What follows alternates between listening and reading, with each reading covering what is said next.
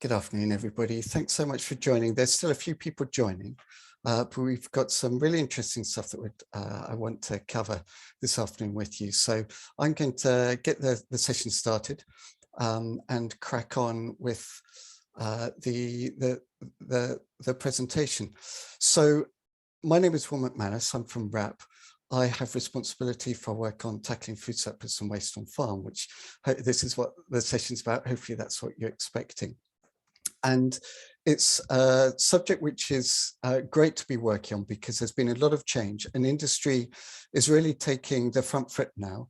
And we're seeing an increasing number of businesses, supply chain businesses and farm businesses taking responsibility and motivating themselves to be measuring food surplus waste on farm. And I'm really pleased to say that we've got some special guests joining us. And in just a moment, we're going to be talking to a farm business and two supply chain businesses about their experience of measuring food surplus and waste on farm.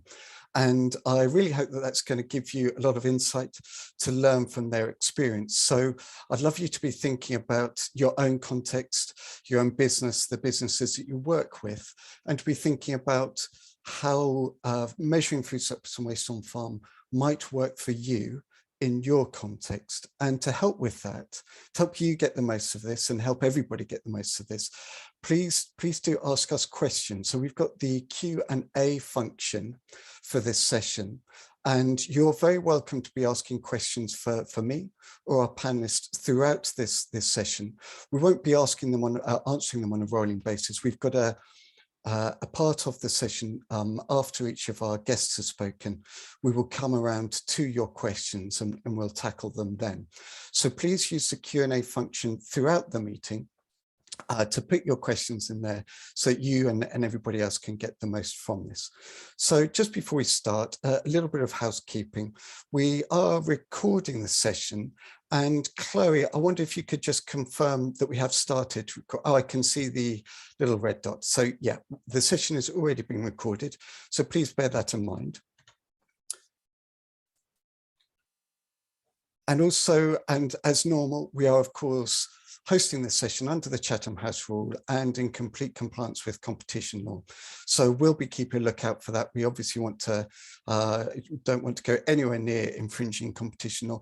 Please look out for that yourselves as well. If you ever have any concerns about it, raise it in the Q&A function for us. And we can adjust the meeting or we can stop the meeting depending on what's appropriate. Now, before we get around to the discussions with our guests, I just wanted to give everybody a very brief introduction to the subject to make sure that we've all got a common understanding. I am going to go through just 3 or 4 slides very quickly, so apologies if I don't go into a full explanation here. We will share the slides afterwards, so you can look at these in your own time too. But to start with the big numbers, and that is the estimate that there's 1.6 million tonnes of food waste in primary production in the UK. There's an additional 2 million tonnes of food surplus. So that's 3.6 million tonnes of produce that was intended for human consumption, but for one reason or another has ended up at another destination. And those alternative destinations will have some value, less or more. Clearly, it's not as much value as if it had gone into the intended destination. So there's a loss of financial value and a loss of resource potential there. So this is really important. And we look at that, the scale of that waste, 1.6 million tonnes, in comparison to the other stages, then clearly the home is the most important. But outside of that, that 1.6 million tonnes is as important, if not more important, than any other stage in the supply chain. So we do have to take action on this. The question, of course, is, well, what does action look like? And we've been working very hard over the last few years to develop a practical model so that businesses can start to take action.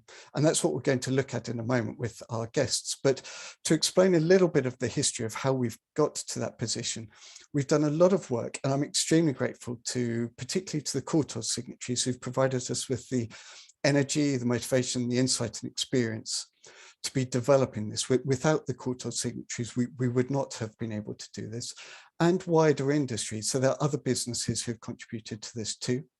and also representative organizations and trade bodies who've given us their time and expertise to develop a practical model. So I'm really grateful for that. Thank you. The greatest thanks, of course, has to go to funders. And actually, this work is probably the most difficult area for us to be tackling in terms of food surplus and waste. That's why it's one of the subjects which has been last for anyone to turn to, because it's difficult. And we would not have had the ability to develop these models for action without the support of our funders. So thank you very much to them too. Now, I've highlighted here the amazing work that WWF have done, the Driven to Waste report that they published last year, highlighting the colossal scale of food waste in primary production globally, huge numbers, but not just the food waste, but everything that embodies, all of the resources and the lost opportunity to be feeding people that's embedded in that. So I would really recommend that as a great synthesis of the evidence and a well-needed update on the global data and estimates. WWF have also launched the basket metric with 5 retailers, which is a really important initiative. It's across a number of indicators. Some of them overlap with the work that RAP and Courtauld are taking forward. And what I wanted to highlight is that RAP and WWF have been working very closely to make sure that under the basket metric, under Courtauld, or under the food waste reduction roadmap, where we've got common indicators, where we've got common targets, we're asking the same thing. And the businesses know that whenever they are fulfilling a requirement for any one of those agreements, that same action is valid for all of them, so they don't need to repeat those actions. And actually the collaboration with WWF has been great. I was chatting to Lily about their work to tackle food losses just yesterday. We've been talking, I'd say, most weeks this year. The level of collaboration and communication is really good. I just wanted to give that reassurance to everybody that we are taking a common approach here and pooling our resources to deliver more with what we've got.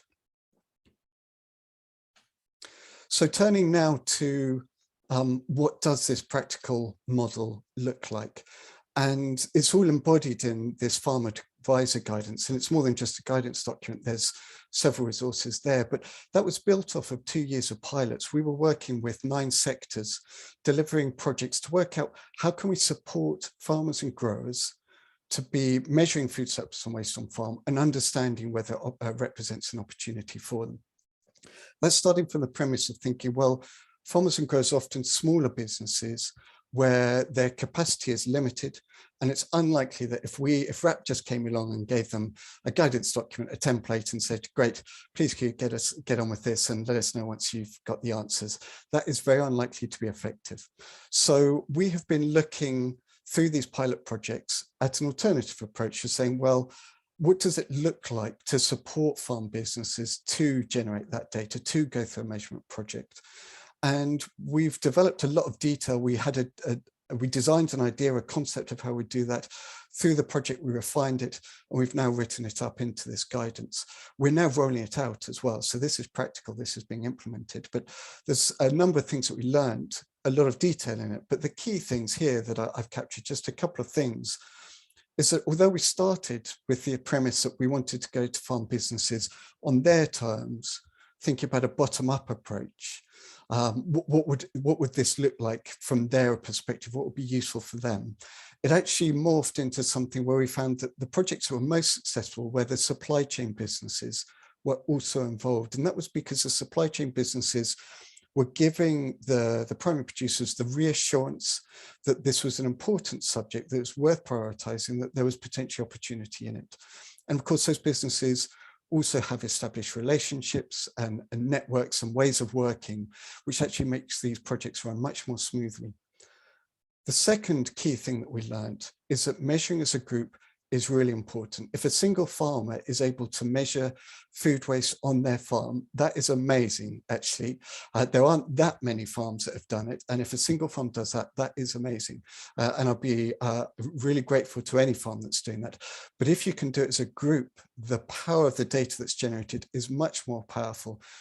So what we've been developing is an idea where if you can support a small group where it's good, small enough to have good group dynamics, there's trust amongst participants, but you can be, the farmers and the growers can be identifying together what they want to measure, how they're going to measure it, and then they implement it over the same time frame.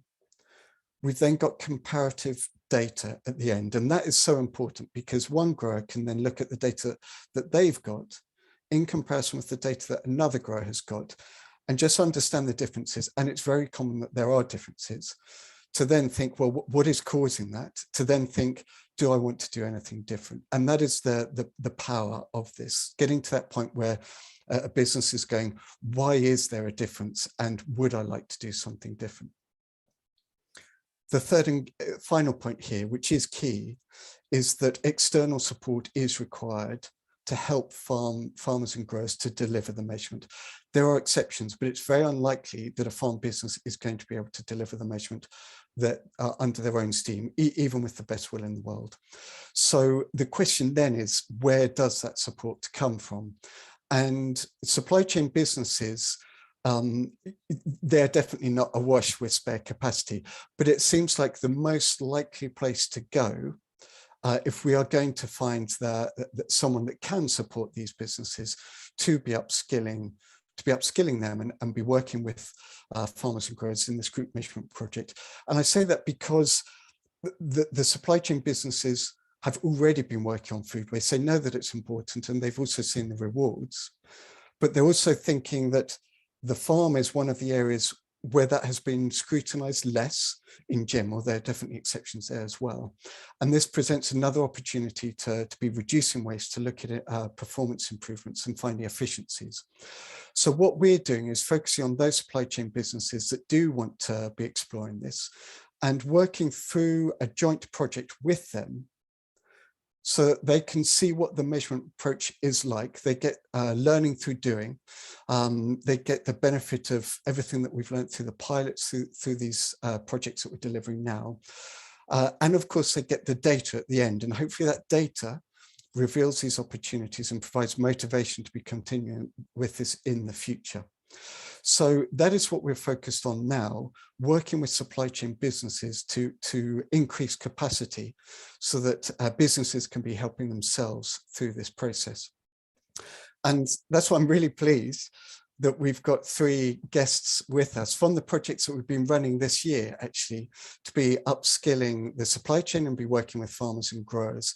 We've worked with 30 farmers and growers this year alone, and with 8 to 10, there are still a couple more supply chain businesses that we may still be able to work with before the end of March, to be going further with increasing capacity to be able to undertake on-farm measurement. So I'm going to stop sharing my slides now, and we're going to welcome our first guest. Ali, thank you very much for joining us. Really appreciate having you here. It's great to have you on board, and great for everybody that's joined to be able to learn from your perspective as a grower from participating in this project. But to start with, can we start with the obvious introduction? Just to introduce yourself and your business, please. Yeah, hi Will, hi everyone.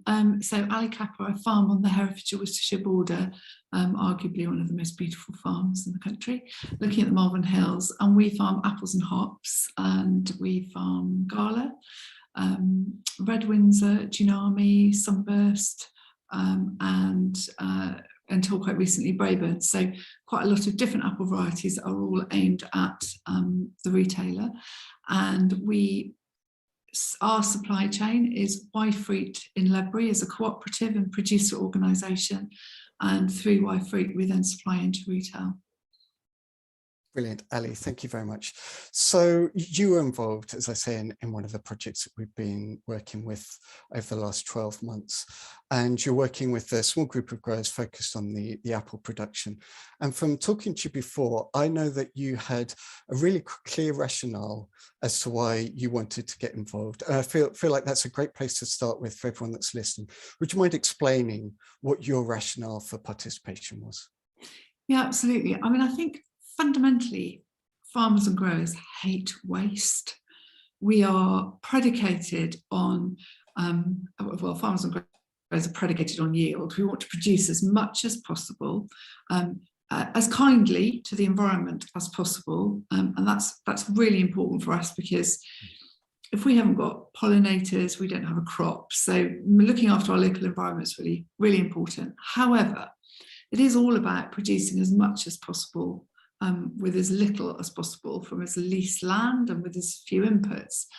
So the idea that, first of all, that we wouldn't participate in something like this is mad, because we hate waste. And we're very careful not to put waste through our supply chain. And the primary reason that we don't do that is because it costs us money. If I put rubbish apples into the supply chain, it's not that I get less money back, I actually lose money. So it's really important that we are striving for quality. Where we do see waste, though, is it's really one of two issues. It's either what the weather does to us, and our farm has seen a whole crop wasted due to hail in 2017. That's extreme. And then I guess the other area is supermarket specification can create waste on farm, because if you grow fruit, and of course we're not a factory, we're doing our best to produce as uniform fruit as possible, but it is growing outside. If we produce fruit that doesn't quite fit the specification, there's no point in me sending that into the pack house, because it's not going to be sold. I'm better off to find a different outlet for it than put it through that expensive supply chain. So it seemed obvious to want to get involved. We're very, very strong as well in the pack house on making sure that there's no waste, and there is nothing goes to landfill. If there is rotten, inedible fruit, not fit for human consumption, that all goes to a local pig producer, rare breed producer, so it will go for animal feed. And anything that is suitable for human consumption but not suitable to go into a supermarket sale will go for juice or processing into pies or that sort of thing. So in that respect, there's no waste. But it is harder on farm because we have to deal with the great British weather. Of course, but that's great to hear your motivation, and it's exactly the sort of motivation that RAP is. That's why RAP is involved in this, and I think there's one of the difficulties with this is when we talk about waste, it comes with all of this baggage and a negative perception, whereas really we want to focus on efficiency, and it's great to hear you explain that, of getting the most from the most from the resources that we do use, and using the land kindly. So now, for any participant in these projects, one of the questions I think you're going to ask yourself beforehand is what's involved and what are the time requirements? And I think that's something which is really important we've got to be aware of. Could you describe your experience of having been through this project, what the process was like for you? Well, obviously the harvest is a really busy time of year for us, and it can be quite a dangerous time because there's quite a lot of moving machinery. It's busy, it's frenetic. So any visitor that wants to come on farm and interfere with what's going on is generally met with a very deep breath on farm, primarily because we've got to risk assess it, and we've got to make sure that we're going to keep whoever comes onto farm safe. But we've also got to ensure that we can look after that visitor. So there is always a deep breath when a farmer is asked to do something at harvest. That said, I thought this was really important, and I was really impressed, actually. Everything was very well organised in advance, and organised in a way that I would describe as efficient. I wasn't overloaded with a million emails or hundreds of phone calls. Which is, again, that's really important when you're talking about the busiest time of year for farmers. And actually, once I had done the quick bit of introduction to the area of the orchard that we were going to be measuring, and making sure that key members of staff were introduced, it was all quite simple, and I did feel quite comfortable leaving the team to it. That's unusual, I have to say. So well done, RAP, because normally you do have to babysit visitors, and the thing is, it just eats hours of a day that we don't have during harvest. So it did go very smoothly. It was very well organised. Thank you, Ali. Well, that's appreciated, but also thank you for taking the chance to see what our processes were like. But also, I should be giving my thanks to our colleagues Gavin and Darren, who've been doing all of the field work with the supply chain businesses, and obviously Mike and his team who are involved in this as well. So Gavin and Darren are here on the call now. You can see their names up. They are here as a safety net for us, actually, just in case there are any questions where we think it's be useful to get them involved in the conversation from their experience. So thanks, Ali. Just one more question to finish off then. You've more or less completed this project now, and the most important stage, or the most interesting stage, I think, is the final session where you've got the data, the results are presented back to you on your farm and your colleagues and at other farms who are participating as well. So you've been through that session now, and I wondered what you thought of the results and whether you're thinking about doing anything next as having had that experience and seeing what the data says. Yeah, it was a good session, and we were comparing data from different farms and looking at where there were differences and why there were differences. I think the first thing is I was quite pleased because I think we have a view in terms of what percentage of our crop isn't making it through the supply chain in a given year. And last year was actually for us here, was a very good growing year. We didn't have any major issues. We didn't have hail, we didn't have a particular disease or pest issue. So we didn't have a size issue, which is also because that is driven by supermarket specification. If your apples are too small or too large, that can create waste on the farm. And we didn't have that either. So my feeling was that we would have a relatively low percentage, and indeed we did. So I was quite comfortable that the results were accurate, that's always really very reassuring. I think actually I came out of that session knowing that every season is different and every orchard is different, every variety is different.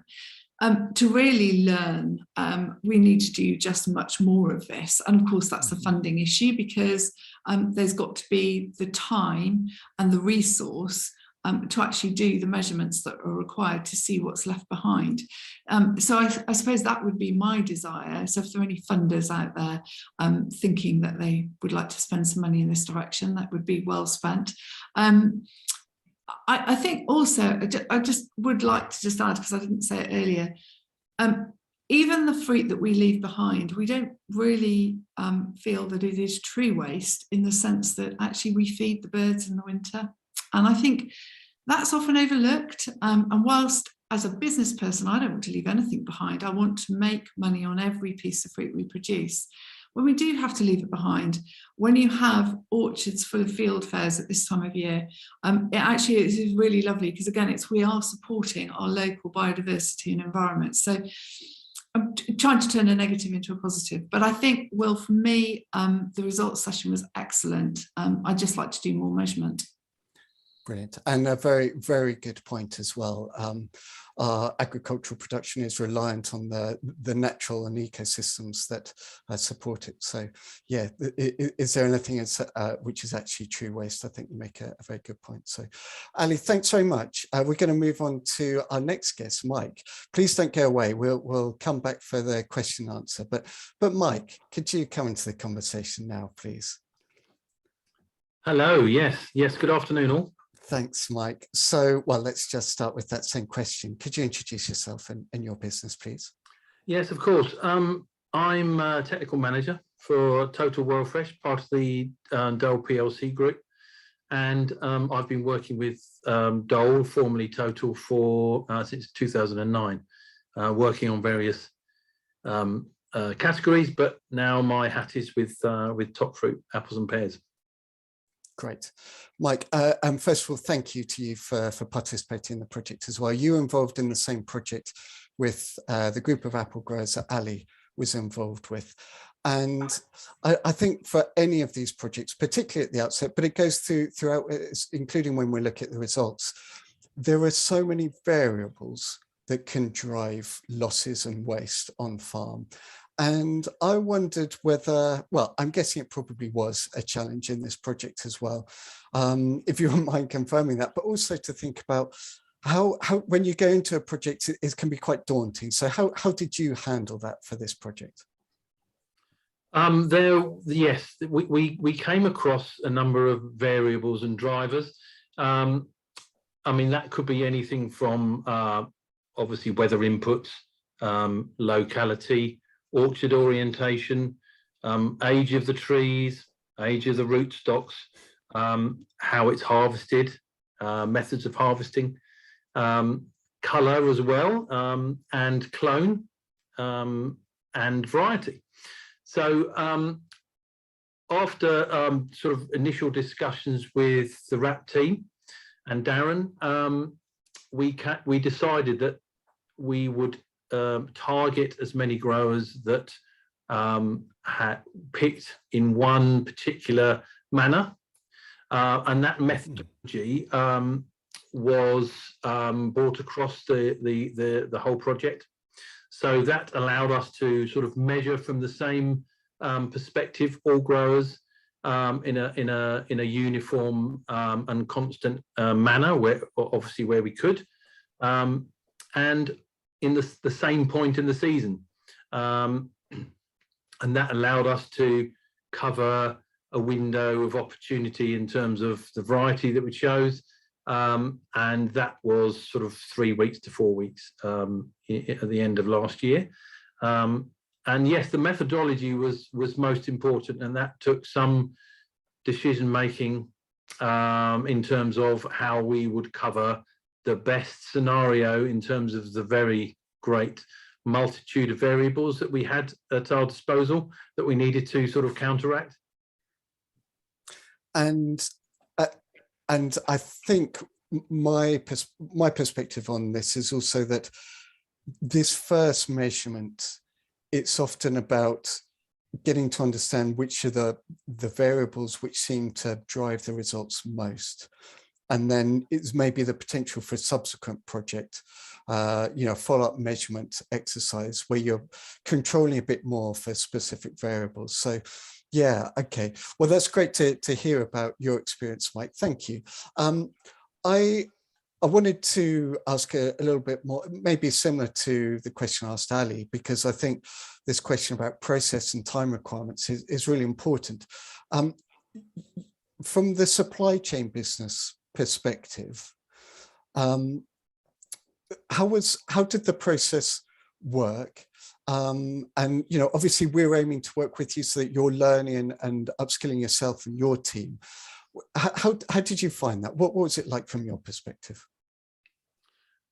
I think we were very keen to be part of the project, and to be able to take members of our team, including myself, and to be able to upskill them, and to offer, take the upskilling and guidance from yourselves, and transmit that and communicate that to the grower base.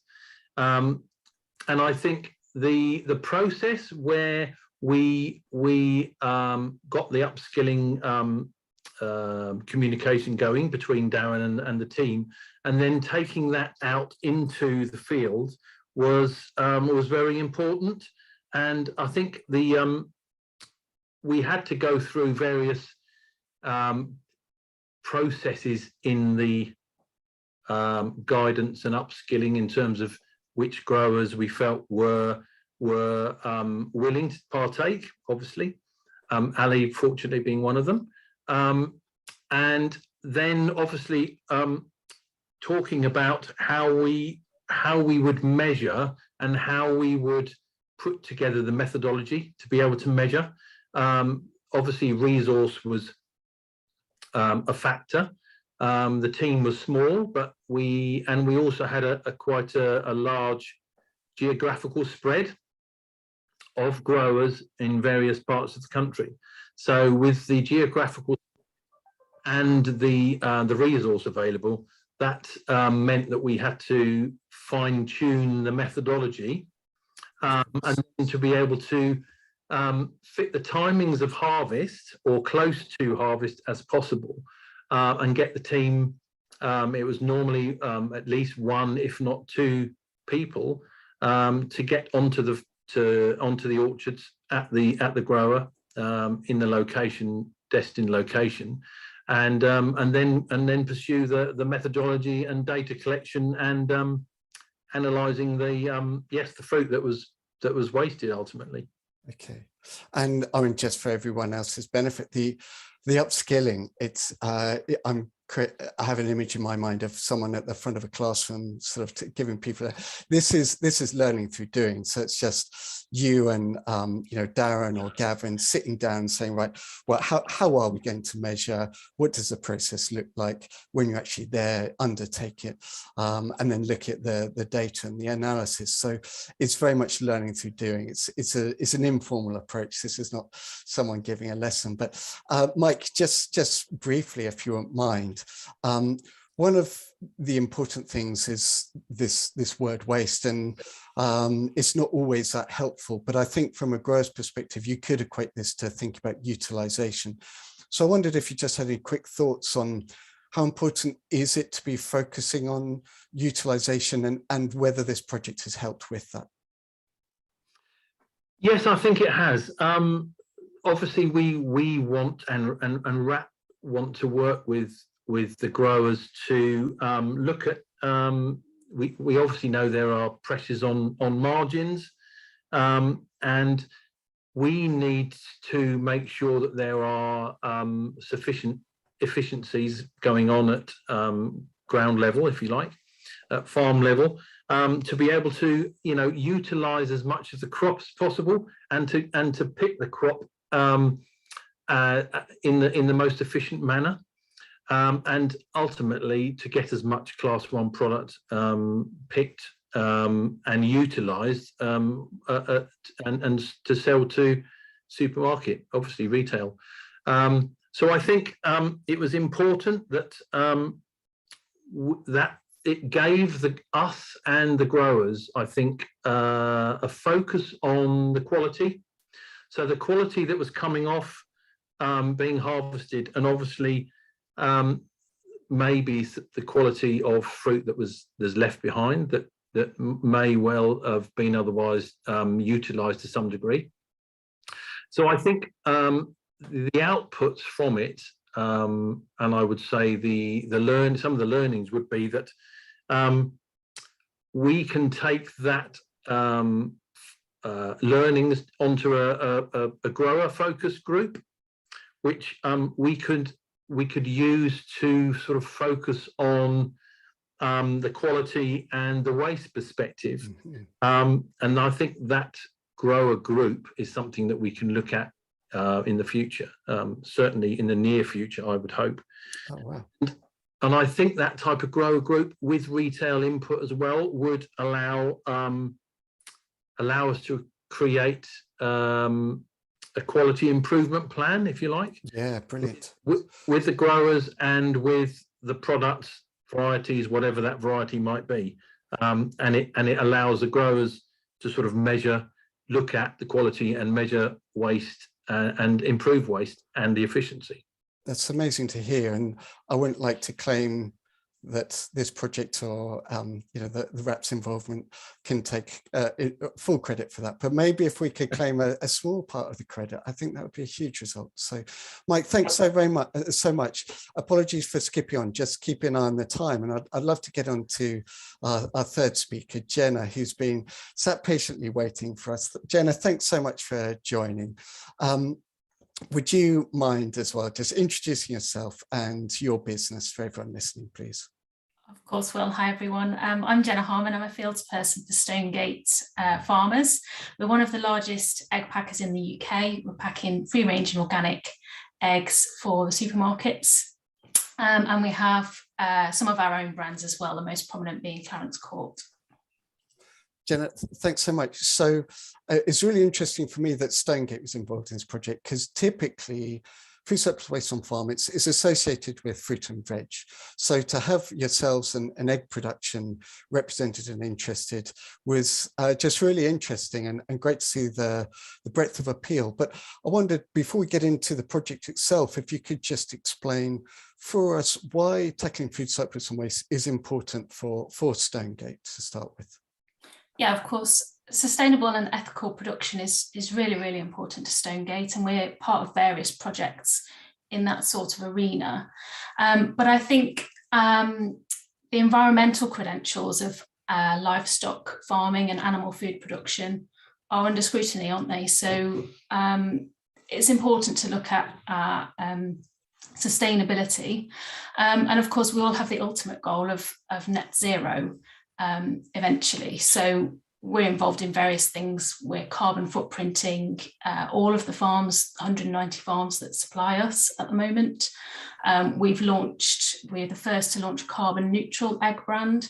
So measuring food waste and reducing it if we can is important for all of those sorts of projects and goals. Okay, and so I mean, just building on that question, really, one of the things which certainly for agriculture, egg production is famously efficient, and it just sort of the question is almost like why would you bother? You know, with those levels of efficiencies, why would any business think that this is something that's worth looking at? So just to follow that through, really, is would you mind explaining why you did bother? Why you wanted to get involved in this? Yeah, we do have low waste in eggs, but what we didn't have was any data to know exactly how low that was. It's not something we've ever quantified before. We collect vast amounts of data on farm every day, and what gets thrown away wasn't actually one of them. Some farms were recording it and some farms weren't. So we wanted to demonstrate that we are maintaining a low level of waste, hopefully, perhaps identify some more opportunities to reduce the waste, but hopefully we have a good story to tell and a positive message to share. I think this variability in some people recording it, some people not, was quite interesting, and starting to actually gather that data and put some figures to it. Great.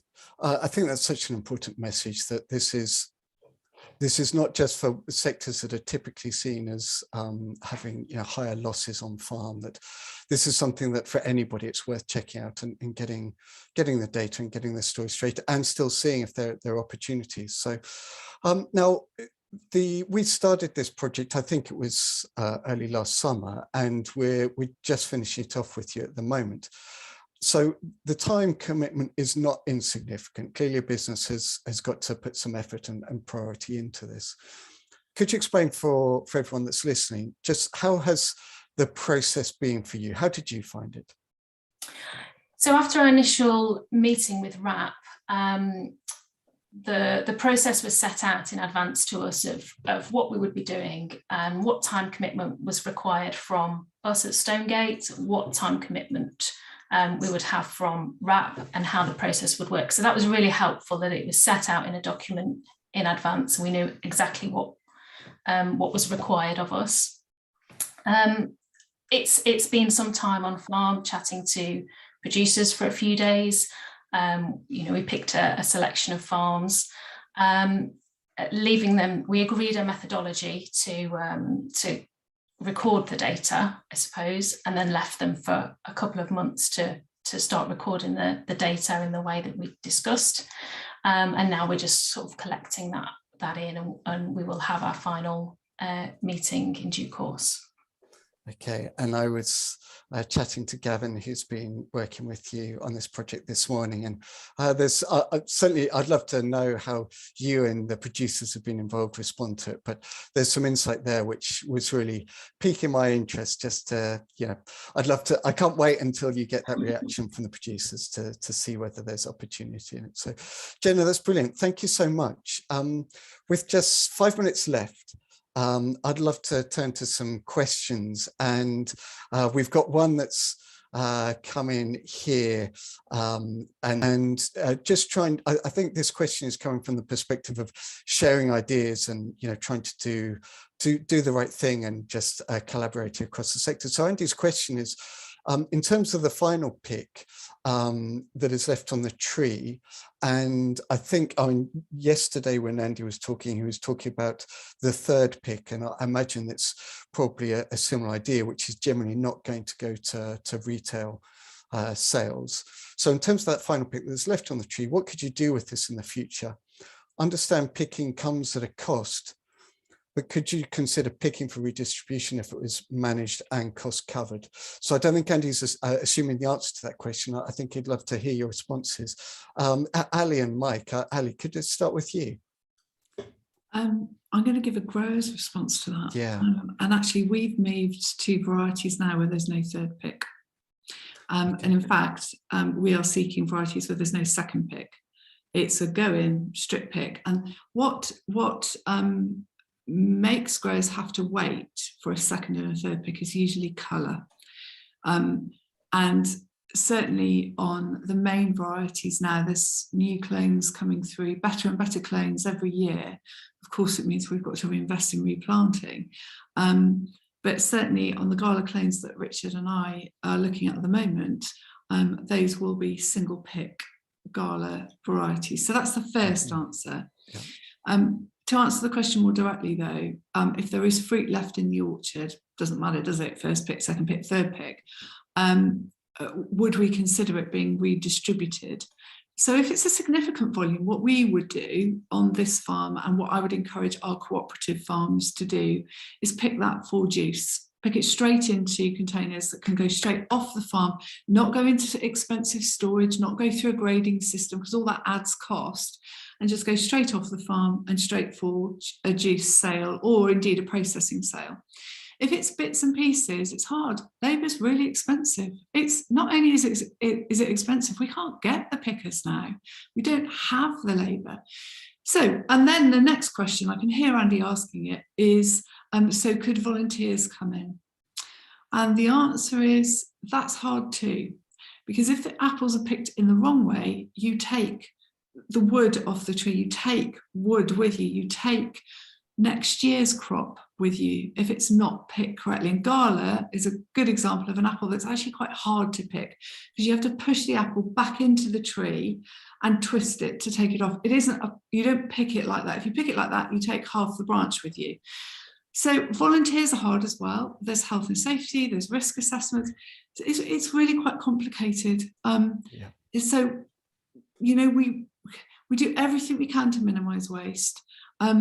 Farms that are set up for pick your own, and they tend to be small scale, the pick your own farms, would manage with that sort of scenario. We really need teams of people that know what they're doing because of the scale that we're farming at, and so would most of the industry. I'd be interested in Mike's view as to whether he disagrees with anything I've said. Thanks, Ali. Well, and I think it's a perfectly fair question. And basically you're saying we are designing our production in a way which avoids the losses in the first place, which makes complete sense. I know the redistribution organisations have been doing a lot to improve their training so that picking's good and they've got the insurance and the health and safety, but that's something which is work in progress. So Mike, could you give 30 seconds on that? Do you have any thoughts? Have you seen any redistribution from other farms? No, I advocate what Ali suggested, okay. Certainly in terms of volunteers and gleaning, if you like, coming in. There are many factors to consider if you went down that route. And I would say, going back to her first point, a lot of growers are looking at clones that colour up, that only allow a first pick, a strip pick, as is sometimes referred to.